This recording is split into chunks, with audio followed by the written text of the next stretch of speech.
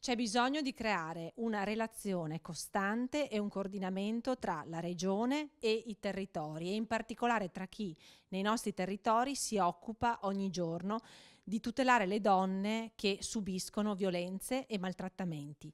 La regione può e deve fare di più. Lo può fare creando una relazione costante con i centri antiviolenza, con le case rifugio e con le tantissime donne che ogni giorno fanno volontariato per aiutare chi sta peggio di loro. Per questo oggi ci siamo trovati con tutte le rappresentanti provinciali dei centri antiviolenza e delle case rifugio e con le donne che rappresentano anche le categorie economiche. È emerso all'unanimità, direi, che c'è bisogno di tanta formazione per educare i nostri ragazzi a partire dai bambini alla cultura del rispetto del genere.